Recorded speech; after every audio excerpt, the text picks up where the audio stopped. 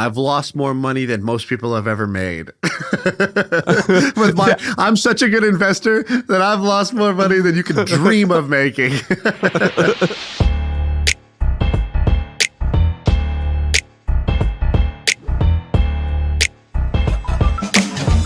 All right, I've got a couple interesting topics today. The biggest one, and this is more what we're going to do right now, is I want to do something that I only do privately. I'll do it publicly. I like it. Yeah, that could go different. That could go different ways, but you could critique me. But basically, like with some of my friends and some people in Hampton, I do this thing called a portfolio review, where I explain my financial portfolio, and you are allowed to critique it and challenge me in order to like hopefully make me better. Okay. Do you know what I'm saying? I know exactly what you're saying. You don't have to keep asking. I know what you were saying. You know what I'm saying? Follow. You asked this question a lot to our guest. I think it first started with Ryan Holiday, and I thought it was like just the most blunt, wonderful question. You go, so what do you do with your money? And I thought that was wonderful. And so that's kind of how I like came up with the idea to do this. And so I figured today we can do that. Does that sound interesting to you? Yeah, let's do it. All right, the portfolio review. And I think we're going to do this like the other way I like to ask the question is, if there was a pie chart, you know, roughly what percent are you putting over here? What percent are you putting over there, and why? And I'm not like one of those guys. So our friend Nick Huber sent an email out the other day, and he put like exact numbers of everything of his net worth. And there's a bunch of people who do that. I'm not that transparent. So Right. I don't particularly like that, but I'll be very transparent about some things. Yeah, we're not going financially streaking here, but you know, yeah. if we can go to the beach, we can. Yeah. I'll take my shirt off. Yeah. We're gonna pop the top, but we're not. We're keeping the bottoms on. Right. Okay, so first, let me say my strategy for this whole thing. The first thing is that a lot of this is contingent on my previous strategy, which started when I was like 21 years old, was to start and sell a business by the age of 30. I thought if I did that, that would give me some financial security, which was basically rooted in like being insecure about money for a very long time and wanting to have like some type of security. So that's like, a lot of people listening in the YouTube comments, I know they're going to say, but how did you get like blank? Well, we talked about that a ton, but anyway, it was about starting and selling a company. Another thing, unlike you, Shaan, and I think unlike most of our listeners, I would say I am incredibly conservative. And so that is not the right fit for a lot of people. Right. The reason I'm conservative is I'm going to break it down into 4 different accounts, of which my big major account, I consider that account my livable money. So I don't actually draw off any of it, but my game plan was to sell a business and have that big windfall. If I wanted to, it could just go into the stock market and the gains could pay for the rest of my life without ever having to touch the principal.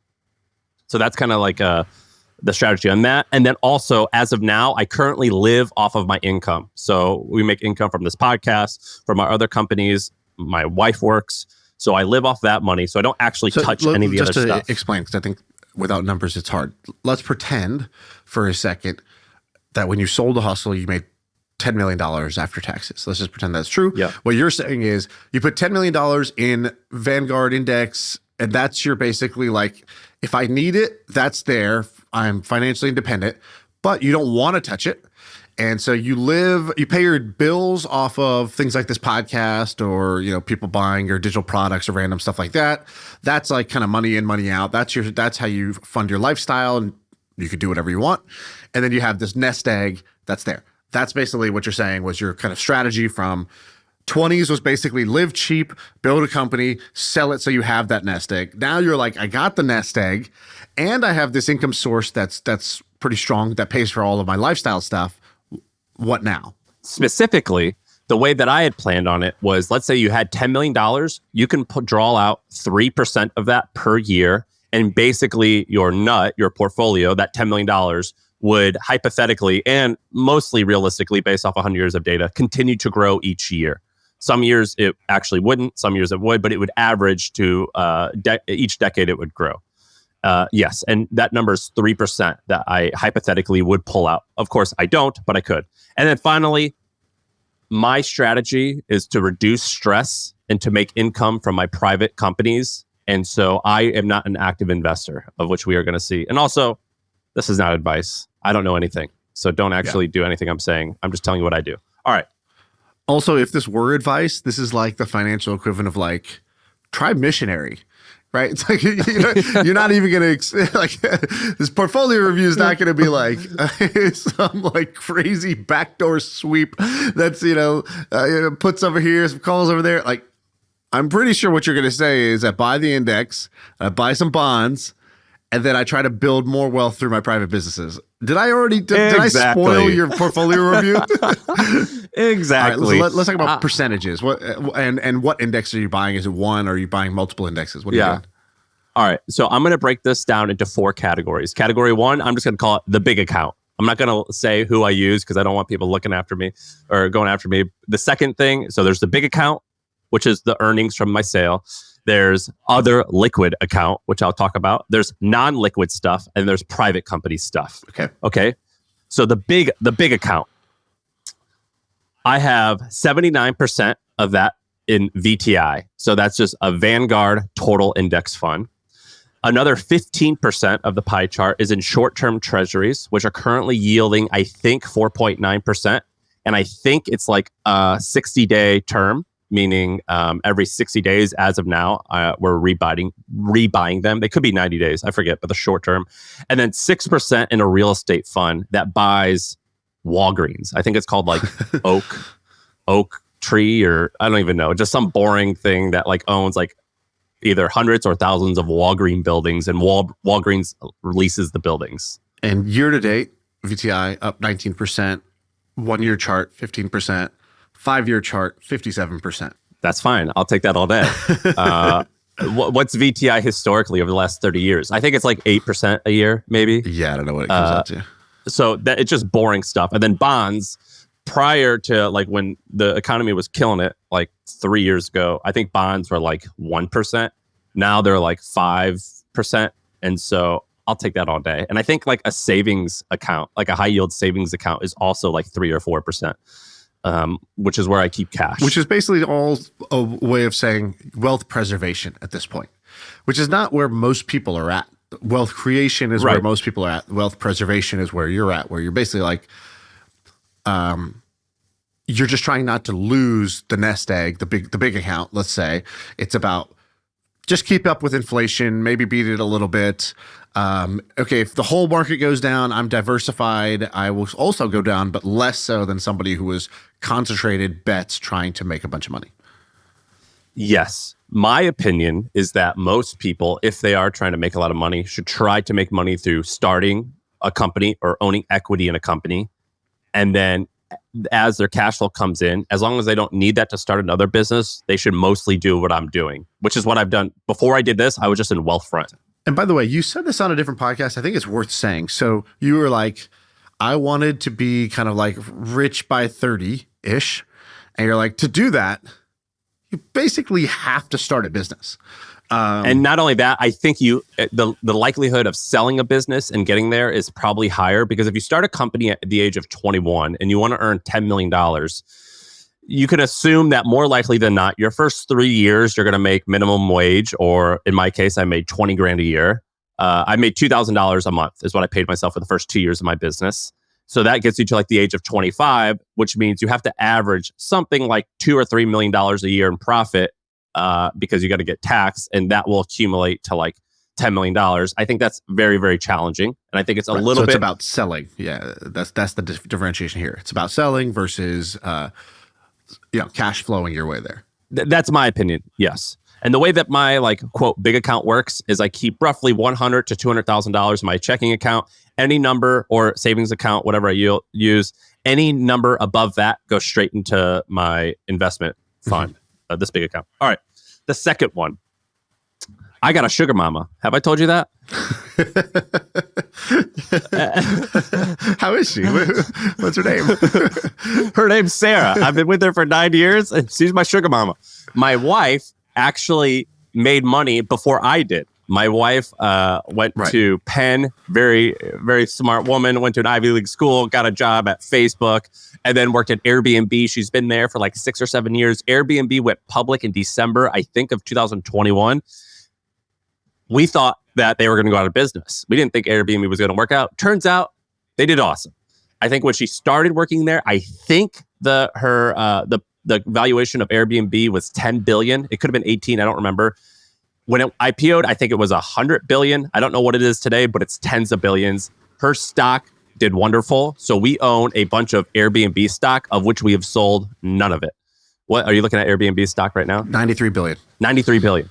So I think it was like 8 billion during the pandemic, if I remember correctly. I don't remember exactly. We haven't sold a lick of that. The other stock of which we own is HubSpot.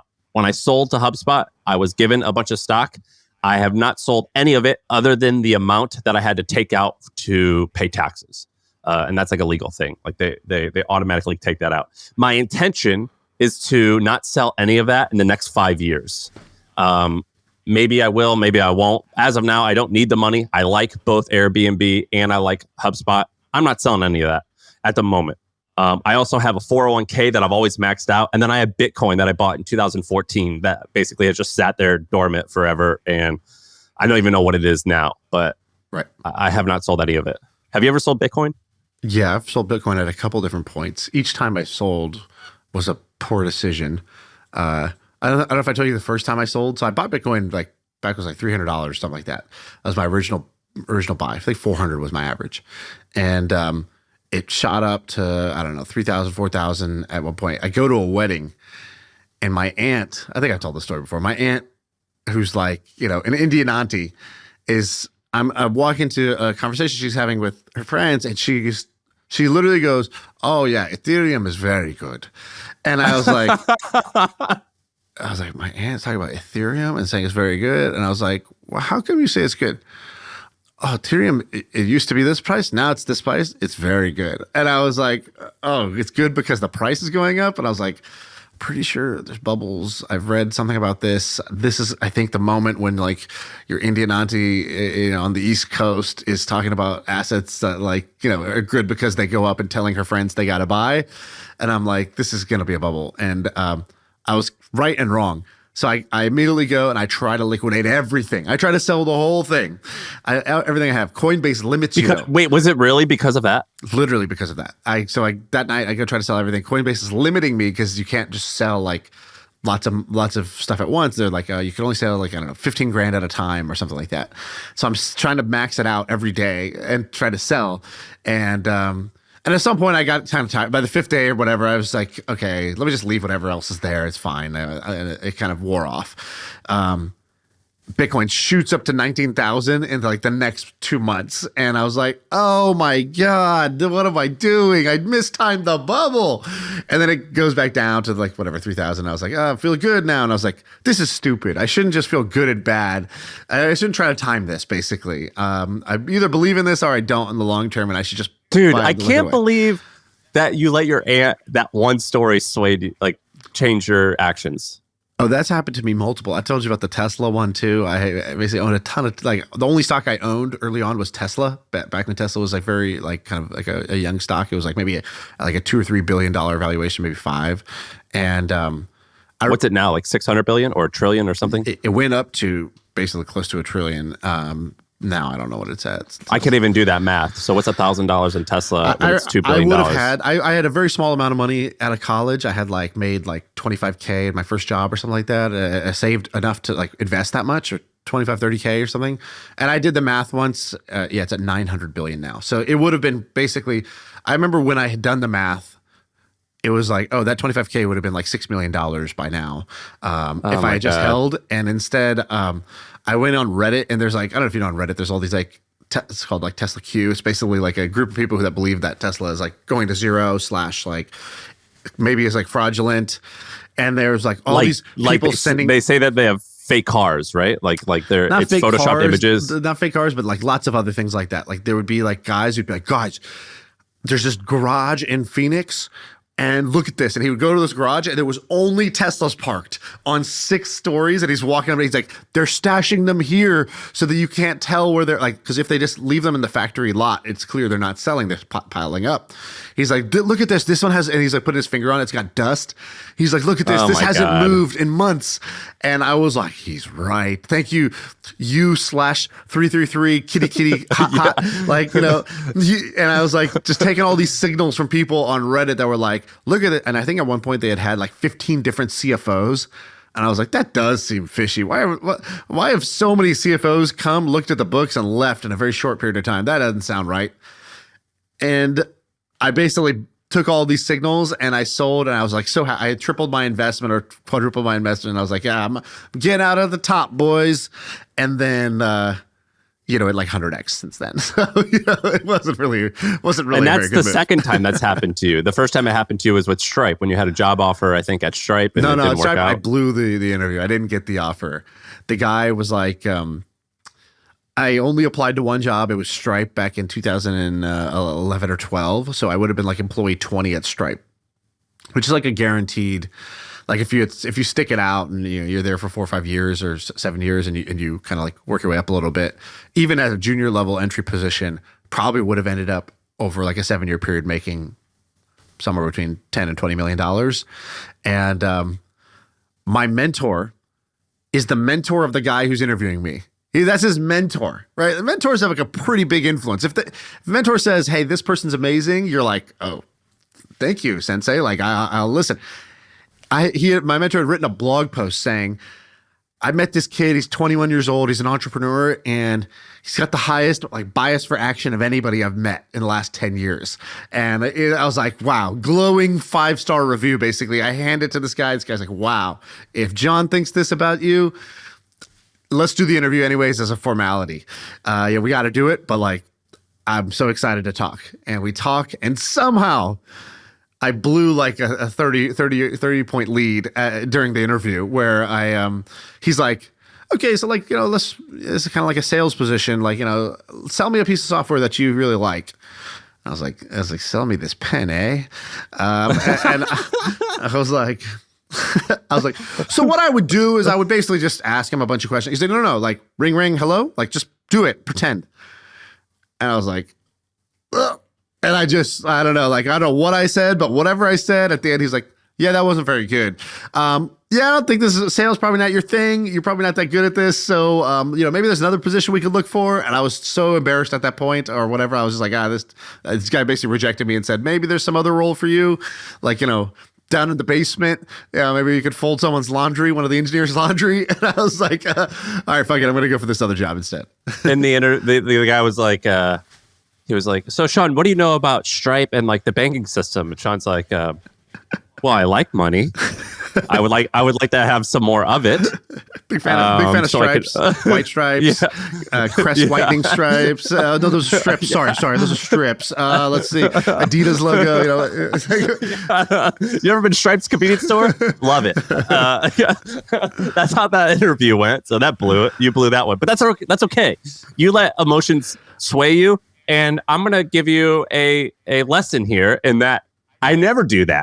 So it's okay. Your weakness is my strength. Exactly. So it's good because I don't sell anything. As I like to say, I've lost more money than most people have ever made. I'm such a good investor that I've lost more money than you could dream of making.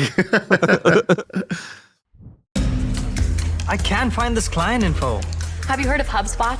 HubSpot is a CRM platform, so it shares its data across every application. Every team can stay aligned. No out-of-sync spreadsheets or dueling databases. HubSpot. Grow better.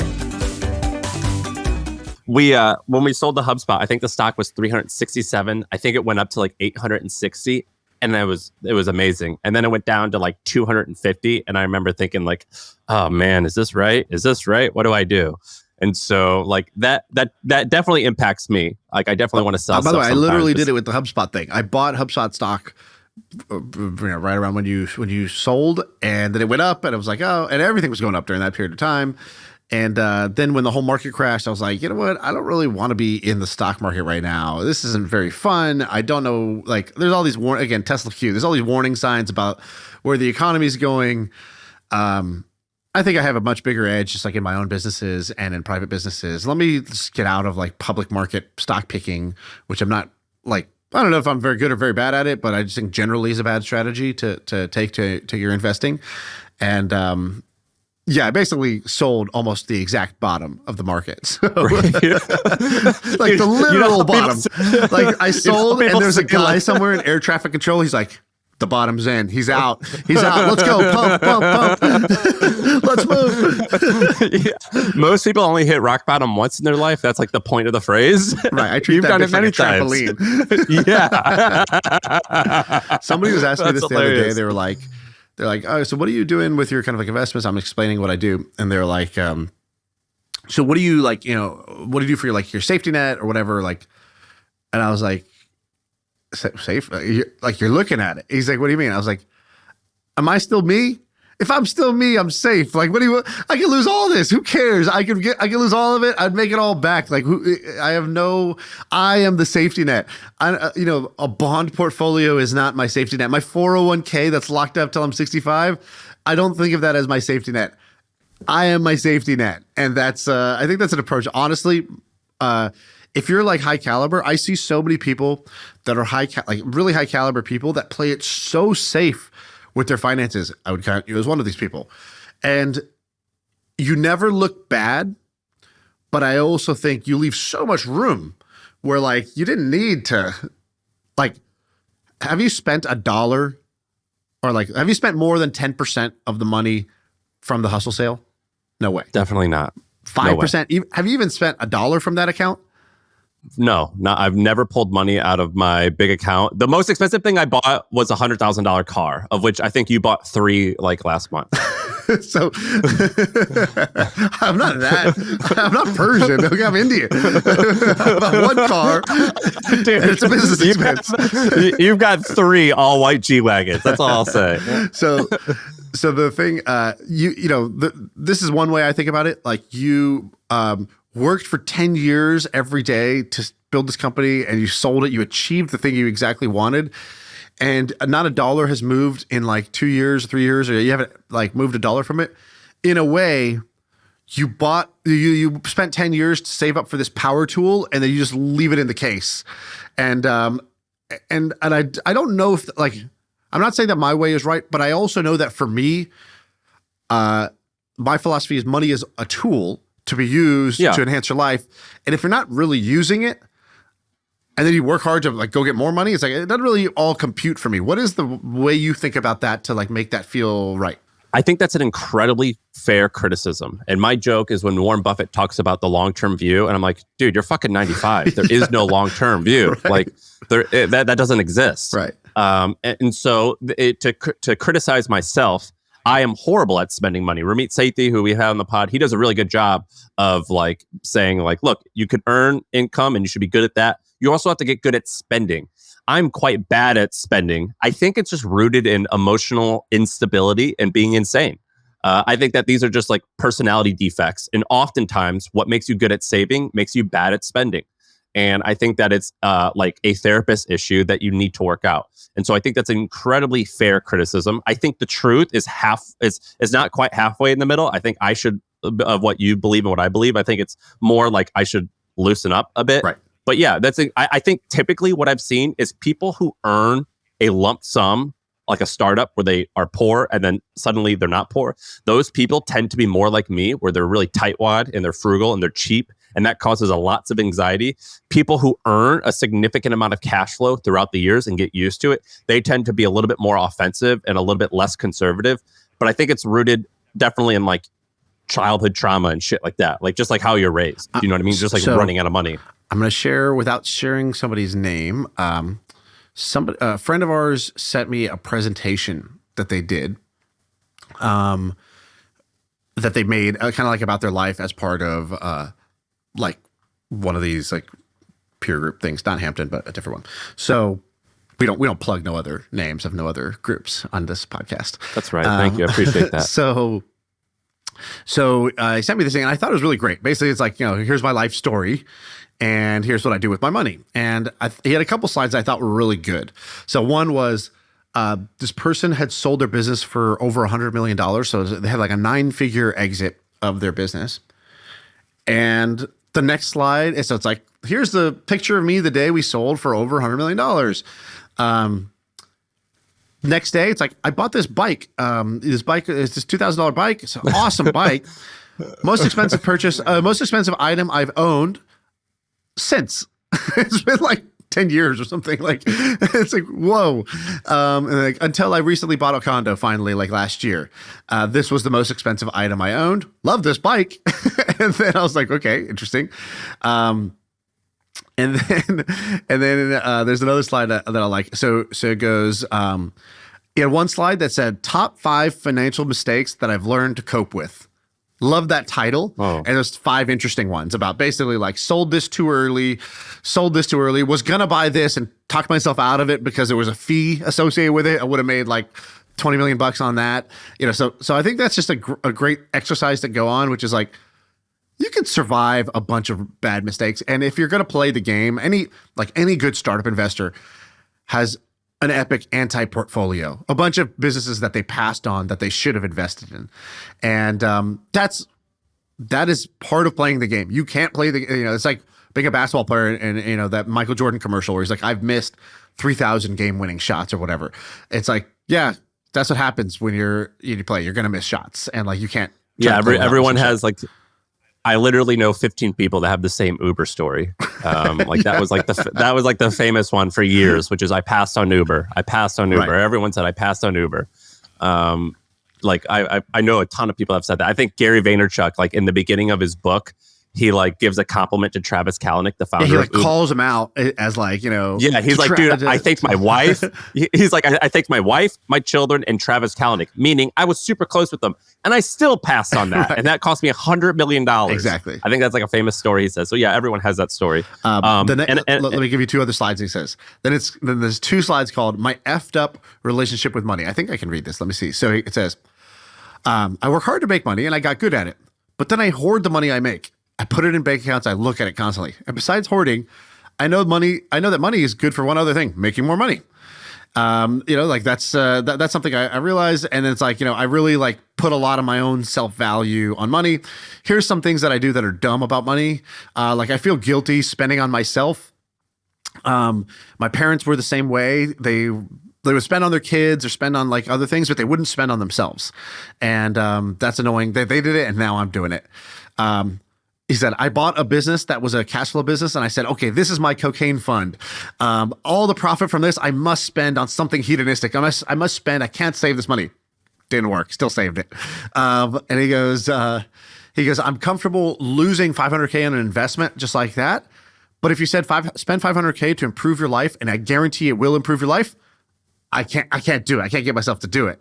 I'm the exact same way. I've been looking at. I should be helping. I've been looking people. At your company. Well, I've been looking at your company, Shepherd. I think it's like $3,000 a month for an assistant, of which I desperately need. But I'm like, $3,000 a month. Fee. It's not a fee. Whatever the payment is to the person. If you hire somebody, you pay 30% of their salary as the headhunter bounty once. So that's it. So it'll be like $3,000 for the year is for most people. That's like, let's say an average. But I mean, I have to pay the person's salary, and I'm like, well, that's $36,000 a year. But if you do that over 5 years at the rate that we're growing right now, that's $90,000. Like I'm ruining the compounding. She might really be valuable, and that might be a 15-year relationship. Now I'm talking about a $500,000 investment, but I could also put that in VTI, and it would compound 8%. And now you've talked yourself out of it. When I was buying my wife's wedding ring, I was like, oh man, this is the most expensive thing I've ever bought. That's a lot of money. But I guess if we're married for 80 years, because we might live to be like 110, that means that's only $800 a year. And like, that's okay. Do you know what I mean? Like there's all these weird mental gymnastics that crazy people like me have to do. So this guy, is he an immigrant? Is this guy an immigrant you're talking about? It's 100% most immigrants that I've been around have, or not most, but sounds like a very much an immigrant problem, right? Of which I'm the exact opposite of an immigrant, but that's why I like those guys. I identify with them. we had this funny experience yesterday where another friend who also mega wealthy, when we met up with this person in person, they were like, you know what, I really want to like shift into like family mode. Like I'm ready to like meet somebody, have a kid, like, you know, like I want to do that part of life now. And we're like, that makes total sense. Good on you. You did the money thing, the business thing. You scratched that itch. You proved you could do it. Now you're in your 30s and you're saying, you know what? I don't really have a partner. I don't have kids. That seems fun. I do see myself as a family guy. I want to do that. So that was where we left the conversation.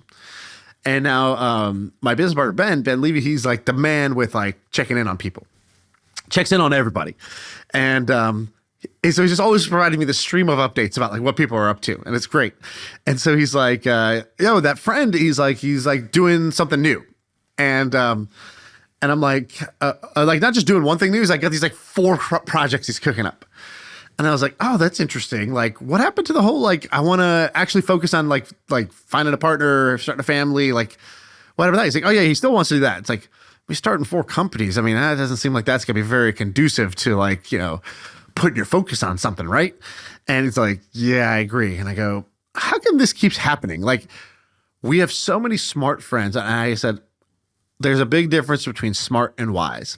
And I think that's what we're seeing is basically we have a lot of smart friends that are not that wise about like decision making. So they're intelligent for sure. But they make decisions that don't really make sense if you zoomed out a little bit. How old's this person? I don't know, mid-30s or something like that. I think some of that will come with age. I think that we're in a weird circle of which many of the listeners listening to this, they have a higher income than most people their age. And I think that like sometimes maybe your earning power is ahead of your brain power or wisdom power. Right. Do you know what I mean? Well, that's what I'm saying. Like, I'm not telling you you got to go get married and have kids. But if you told me you wanted to get married and have kids, and then instead you're spending all your time doing these other things that are going to completely make you busy. And if I asked you, why hasn't this happened already? It's like, oh, I was so heads down in my company. It's like, cool. So why are you getting heads down in 4 companies now? That doesn't make sense either. And I texted Ben, I go, man, I'm guilty of this in other areas of my life, right? Because again, if you spot it, you got it. So anytime I notice something in other people, I'm like, where in my life do I make the same stupid mistake? And I was like, oh, it'd be like yesterday, I did something I very rarely do. I almost never do this. I canceled my workout because I was like, had 2 doctor's appointments and I was like, if I do this workout in the middle of the day, then I'm just not going to get any work done today. Canceled my workout. I was like, but my number one goal right now in life is to get fit. I would get more value out of becoming more fit than making another dollar. You have 54 days left, I think, right? Yeah, I'm on I'm on 49. I have 49 days left. Yep. You have 49 days left to get abs. I'm 8 weeks away from being that guy. But I guess like the point is that's an area of my life where I make a stupid decision. That's an unwise decision to say, hey, on one day I said, this is my main goal. And then 3 days later, I'm prioritizing something else above my main goal. What? That doesn't make any sense. And same way this person's doing that with their relationship. Their main goal is to get married and have kids, but they prioritize a bunch of other stuff. And I was like, that's not intelligence, that's wisdom. Like that's basically having good judgment. And I realized that like wisdom or good judgment is the thing that's most short in supply and the most valuable because it's like a lever. You don't have to be that hardworking or that smart if you have great judgment, if you pick the right things to focus on, pick the right people to work with, pick the right place to live. You don't have to be like 9,000 IQ. You don't have to know everything about everything. You don't have to be the hardest worker. But if you have poor judgment, no amount of hard work or like intelligence really saves you. You kind of screw yourself. And so it just really emphasized that point to me about like, you know, smart does not equal wise and the goal is wise, not smart. I think that's a good one. I like that. And it's like when you're driving and you say, everyone's such a horrible driver. It's like, dude, that is you too. It's like there's like some weird emotion and logic that don't make sense there. And then my final accounts of which you can, these last 2, you're going to have a lot of opinions on. The last one, or the second to last one, is my non-liquid stuff, of which it's roughly $3.8 million in real estate, of which I have a mortgage on my house. I think my house was $950,000 that I bought. I have a mortgage of like $550 left. I own a ranch. I own some vacant lots in Austin, and I'm a small owner in some storage deals, a Brooklyn building, and one or two small things. And the other non-liquid stuff is angel investing. Now, here's what I do, and you tell me if I'm wrong. I value it at, so the principal sum that I put in, plus I even put a large discount on that, of which that would be around $500,000 of startup investments. The way that I see that is I've done roughly 50, I think. 40 will probably not work. 10 will work, of which 3 might pay back everything, plus a little bit. And I've reduced the principal by a significant amount, just in assuming future net worth, and anything above that, whatever, maybe it will work. What do you think about that? Yeah, I think basically startup investing is it's so long time horizon, right? Like you have to assume that these are going to take 7 to 10 years before they pay out. So even if they are worth X, they're not really worth X to you yet. They're these little eggs that are going to be hatching. And so I'm with you. Basically, when I calculate, I never calculate net worth because I think that's kind of useless because it takes into account illiquid things that are going to either like go to zero or go way up in value. Like my own businesses are going to either go to zero or go way up in value, most likely. And they're illiquid. So what does it matter? I can't do anything with them right now anyhow. So I basically only calculate liquid net worth when I calculate it. And so that doesn't include any of my own businesses. And I also don't include any startup investments because it's not liquid yet. That doesn't mean it's not valuable, but it's just not liquid yet. So I don't even apply the discount because it doesn't matter. It's not in my calculation. And that's my last category, which is private companies. So those include like any course I do, this podcast, speaking fees, which is like called Par Media. I assume that has zero equity value. I live off that income. And then the next big company is Hampton. As of today, I assume that is worth zero. I've taken zero salary from it. I will likely take a dividend at the end of the year. But until that business hits like 40 or 50 million in revenue, in my head, I assume it's worth zero. And I do not include any of the private businesses that I operate or own as part of my net worth. So we are totally aligned on that part. Like my e-commerce, I don't include it in the calculation. Even though that business is doing great, you include that as zero still? Yeah, well, I don't mark it as zero. I'm not calculating total net worth. I'm only calculating liquid. So if I tried to calculate total net worth, I'd include it. I'd put some conservative number there, but I don't even really bother because what's the point? In fact, I think the whole net worth thing is like not a great thing to like. I'm kind of in search of a better metric. Well, there's earning, so income. Do you measure there's that? Income, but then income is like only things that are it's going to bias way too hard to things that are only generating cash flow today. So it's not going to count really any like assets. No, I mean, do you measure your income on a monthly basis? I measure every month. I like do like a report where I look at like, all right, what was my income this month and where did it come from? Yeah, not religiously, but it's mostly like steady. I kind of know the one or two things that are variable. I'm like, oh, that's what that was at this month. Plus, it's like in the same range roughly. So yeah, I know what it's coming in every month. I know roughly what's coming out every month. I don't really keep track of spending too much. I'll kind of calculate spending every couple months just to be like, did I add anything significant here? What's your spend right now? I think I spend maybe $25,000 or $30,000 a month. Yeah, I think I'm at 30K a month of burn, life expenses. And I feel that that's a lot. That sounds like a lot to me. That sounds insane to me. We have a friend who told us that they are currently spending $300,000 a month. And I was like gasping. I was like, I can't comprehend that. And then they listed it all out. And I was like, yeah, that definitely adds up. But that's just like... You do need the jet. I mean, what are you going to do without it? It was insane to me. I've got another friend that spends $80,000 and I'm like gasping. Right. But I guess like everything changed when you get to different levels. So anyway, that's kind of like my portfolio. I want to say that, this isn't advice, but also I basically do the most simple conservative stuff. I use Tiller. Have you heard of Tiller? I think the website is tillerhq.com. It's like a plugin, and I track this in Google Sheets. What do you track anything like your accounts? I in don't any use other any of place? these apps because I'm like, I'm not connecting my shit to these random startup apps. Like, I don't want to put all my stuff into these apps. So, because I'm not that concerned with it in general. The fewer things that you're concerned about, the better in general. Yes, but you need surely like occasional checks and balances. So every 3 months, I sit down and by hand, I write out where I'm at with liquid stuff, where I'm at income wise, and where I'm at monthly burn wise. Every 3 months, I do that. But there's like a logistical problem. Let's say your wife has a 401k from her job from like 8 years ago. Yeah. And you have one from each job that you've had and you haven't combined them.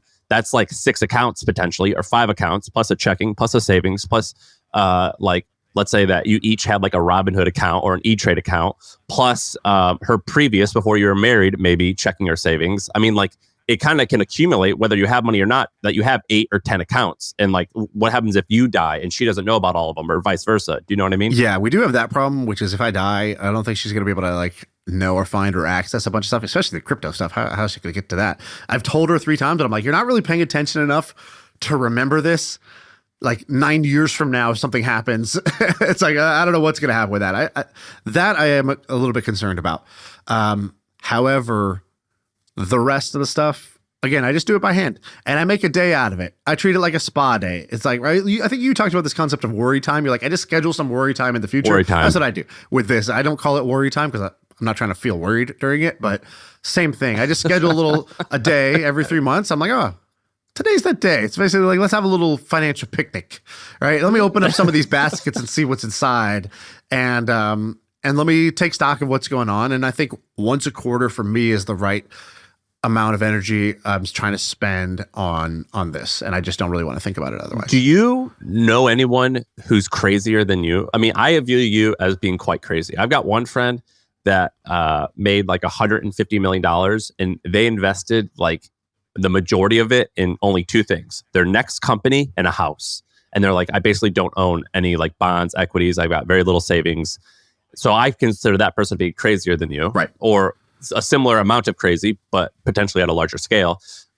Are all of your circle of friends like you, or do many of them say the same thing like I'm saying, which is like, man, you're not conservative enough? When you say crazy, do you like, is this kind of like, oh, this bum on the street's a little crazy? Or is it like, wow, she's hot, but she's crazy? Like, which one am I? My hot girl crazy or my bum crazy? More like bet it all on black. Like tuition money or this game of roulette. Right. I don't view myself as that crazy. I think that I have a pretty healthy view on money. I'll explain it to you in a few sentences. Number 1, money is a tool to enable a better lifestyle. That's what it's for. That's how I use it. So that's the first thing. That includes spending on lifestyle, but it also includes learning things. My angel investments, I don't view as the absolute optimum way for me personally to make money, but I love them because I learn so much about where the world is going from startups, and I like being around entrepreneurs. Those are my people. So I'm using money as my tool to like make my life more like how I want. So I use money as a tool. That's the first thing. Money is a tool to enable a better lifestyle. I think I abide by that law. The second thing is money's no fun when you're stressed about it. So there's basically like a strategy that just says, I don't need to be stressed about this. So what is my amount of money that I know is my like safety net? So like, basically, can I have 2 to 3 years of expenses put away? That's just in like, it could be in nothing. It could just be literally sitting in a bank account doing absolutely nothing, but it's not doing nothing. It's enabling me to be free with the rest of the money, because I know that if I lost everything, if somehow everything went to zero, I would still have 3 years of runway. And again, I'm me. I am my own safety net. If you give me 3 years of runway, I'll have it all back and more by then. If I needed to make money a focus. And so I do that. So to me, I'm like, if I have 3 years of life expenses put away, what am I worried about, right? So I do that. The third thing is I know if I'm in which gear. Am I in wealth creation mode or wealth preservation mode? So, well, I view myself still as in wealth creation mode. You know, when I sold my company, it wasn't for as much money as you sold your company for. I think if I had sold my company for as much as you did, I might do things slightly differently, but I still view like most of my investments as like more on the aggressive side, more concentrated bets in things that I believe in. And I know I'm going to make mistakes. I'm going to have some things that go to zero. I'm going to sell some things at the wrong time. I would say the only leak in my game is really just that I sell things at all. I really shouldn't sell. Like the only investment mistake I've made is just selling. Okay, but are you actually gonna? You've just acknowledged, and we can make fun of me after this, but you've acknowledged that. So are you making that? Yes, exactly. So I made that. But okay, so you're not going to sell ever or often? I'm buying things that I basically have to, I basically default to say, this is only, you have to break glass if you're going to sell this. So basically like you have to really have a reason, like either you need the money and you got to sell the thing, or something in the world has changed that caused you to like re-underwrite this. Now, I would argue I kind of did that with this, the last time that I sold, when basically like the post-COVID kind of like money printing's going on, what's going on in the economy, everything, all the stocks crash. I thought, okay, we've had a 13-year bull market. We're probably not just going to have 6 months of bad times and then back to the good times again. Like, and I still kind of believe that that's true.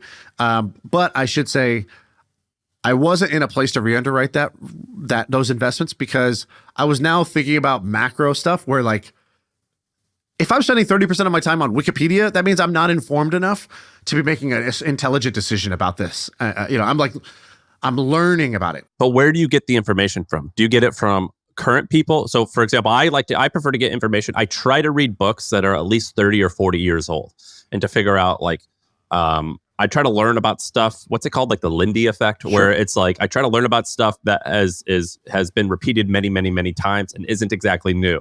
And the counterexample of that is when Balaji said all the crazy stuff about, what was his argument? That Bitcoin's going to 1 million because Inflation. this reason. Dollar's going to hyperinflate. That shit scares me.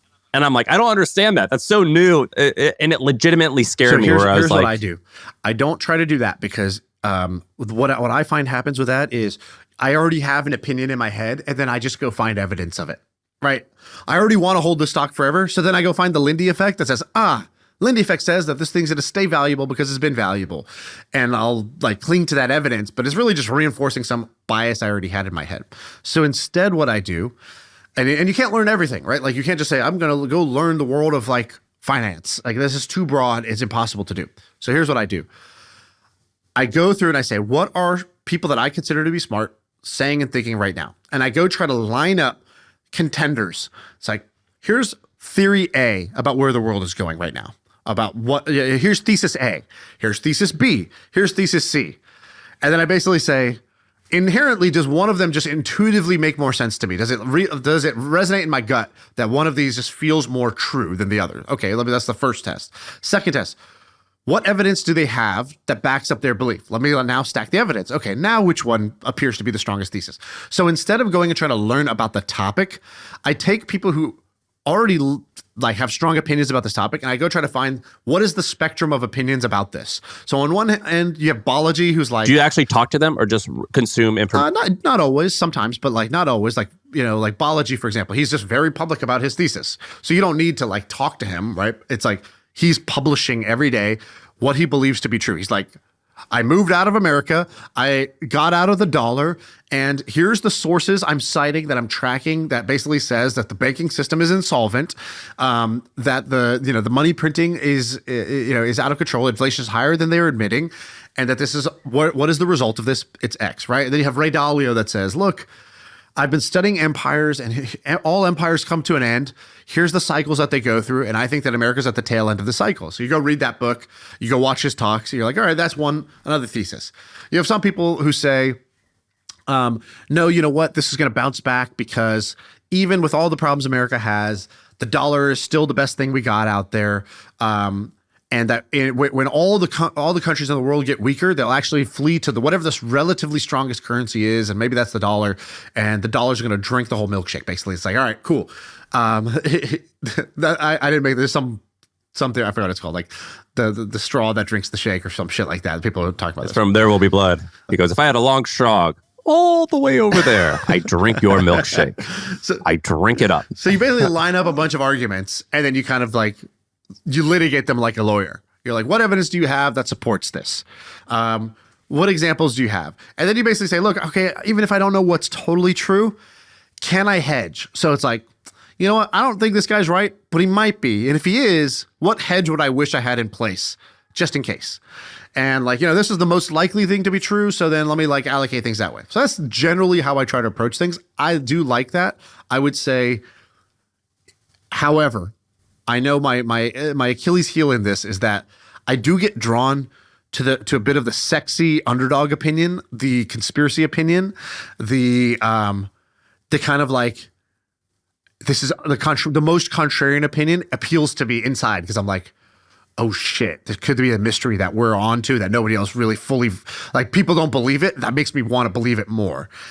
And I think that's led me to make too drastic of a decision in the past of like selling all of my Tesla or selling, 70% of my stocks or whatever. Like, it doesn't have to be that dramatic. Like I should just put into place smaller hedges in those and track them and be like, cool, if that's true, then 6 months from now, I might be seeing more of this. So let me check in at that time and see if the signals have grown stronger or faded.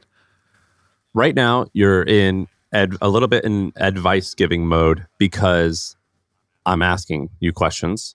But to swap it, who do you look up to where you're like, I need to be more like them when it comes to personal finance?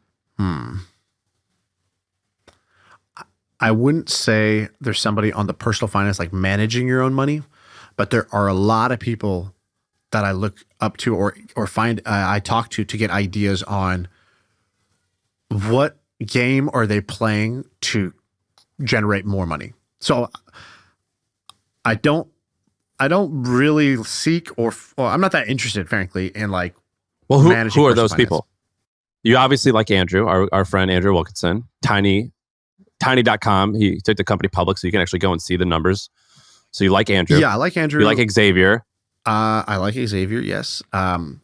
Saeed Bolki, I think, had really interesting things to say about what he does. Like, I'll give you just a funny example. So Saeed, by the way, he owns this thing called WP. Well, actually, it's called Awesome Corp. He started as a blog called WP Beginner, which was a blog on how to use WordPress. Now he owns tons of WordPress plugins. I don't know how big it is, but I bet it's worth $500 million, of which I bet he owns most of it. And it probably does many, many, many tens of millions in revenue and probably tens of millions in profit, right? Yes. And yes, as in directionally, yes. I don't know the exact numbers, but he basically has a business that's amazing. That's a monopoly. It prints cash, and then he does interesting things with his cash.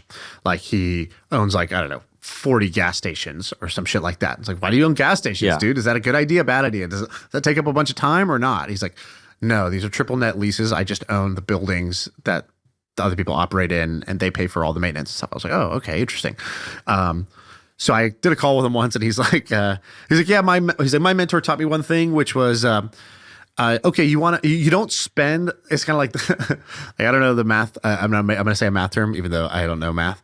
He's like, you don't spend like the first derivative money. He's like, basically what most people do is the cash comes in from the business, then they spend that money on life expenses. No. You only spend the second derivative. It's like cash, let's say $1 million comes in from your business. You don't get to spend, that million is not spendable. The million has to be invested into something.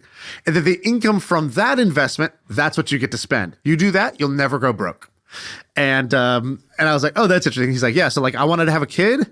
Before we had a kid, I bought a gas station. Gas station makes $6,000 a month. That pays for this kid. I was like, wow, what? And this is how his brain worked. And I was like, interesting. Again, thesis, line it up. Say, does that seem like a way of life I'd like to do? Maybe not. But like, I find it interesting because he says different things than most people. And he does different things than most people, and how he runs his life and how he runs his businesses and what he does with the money. He was the one who was like, you know what? I love buying businesses. He's like, but there's another strategy I do where I buy these like 30 to 40% minority stakes in businesses that I can help in these two specific ways. And they're going to keep running it. So they get a little liquidity. They get to retain control, and I'm going to help them break through the plateau to get to the next level. He's like, I love doing that. I look for those deals. And so when I invested in Shepherd, it was exactly that mindset. I was like, what's a great business that I already believe in and I'm a customer of, that I can buy a minority stake, let them keep running it, but then help them get to the next level by doing these two things.